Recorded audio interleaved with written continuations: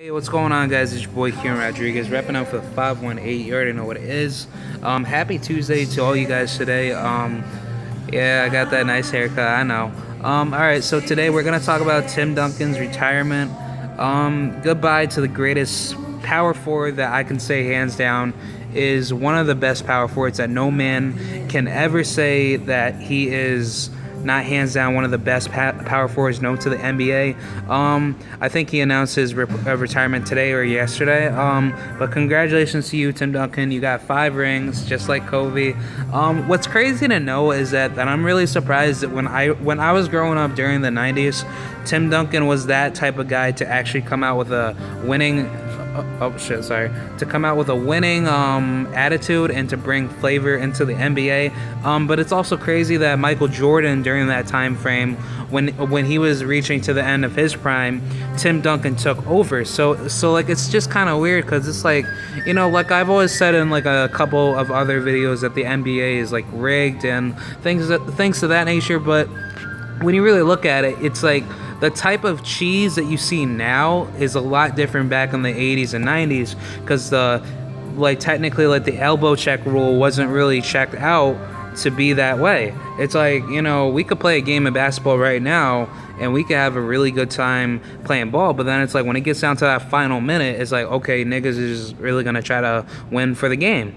But for a guy like Tim Duncan, he was never to be respected like that, because along with him and along with Manu Ginobili and Tony Parker, those guys were shitted on every single game. Because I remember those days. When it came down to LeBron's era, he had a hard time too, because the top teams that were coming up during that time frame was like the Lakers and the Sacramento Kings and the fucking Detroit Pistons coming up. But then when LeBron came into it, that's what made it harder for him, because LeBron didn't know how to win with a team that he had terrible players with Eric Snow and Verjao and many other players.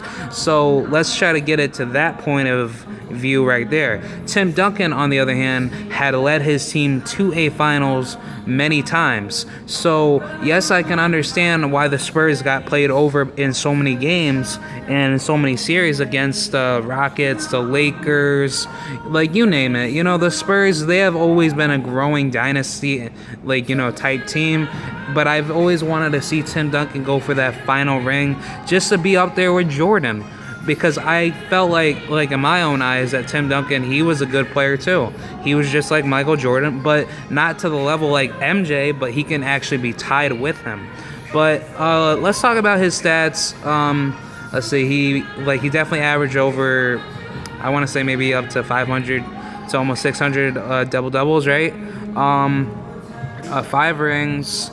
Great player, you know, made it to the All-Star. I don't know if he won any MVPs, but no, he has had a tremendous season.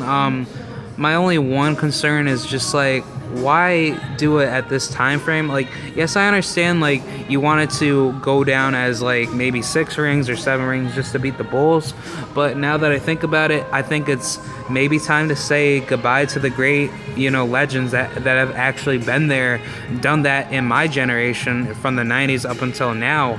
So it's just kind of crazy how 20 years of hard-earned, you know, crazy basketball between Tim Duncan and Kobe Bryant, and now these newer players, you know, Dante Exum, Josh Richardson, you know, Juwan Howard Jr., which I'm going to be talking about him and probably 5 to 10 players that you guys should really look out for the near upcoming future for the NBA, because those guys, they are going to be tearing that shit up like in about maybe 2-3 years. Just wait.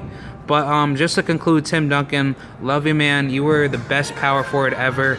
I probably give you props for maybe trying your hardest in 2013 when the Miami Heat, you know, got lucky off you. But, you know, during that time frame, like, I even thought Tim Duncan got played during those series too. But to conclude everything, I think Tim Duncan, he is hands down maybe #1 power forward ever. nobody can never get up to his rebounding stats, and you know, the way of how he made his free throws properly. He has developed his game into becoming one of the best power forwards that no NBA player can ever match up against. But respect to the Spurs. I really hope that Boban Marjanovic or whoever is taking part for the new San Antonio Spurs lineup this upcoming year. Shout out to Kawhi Leonard, Tony Parker, Manu. Hope you don't break your ankles. You know, keep trying hard to try to get maybe one more ring. But yeah, shout out to the Spurs. You guys had one hell of a season. I know things always get fucked up in the playoffs and NBA, but hey, shout out to Tim Duncan. You rock, and I am out. Peace.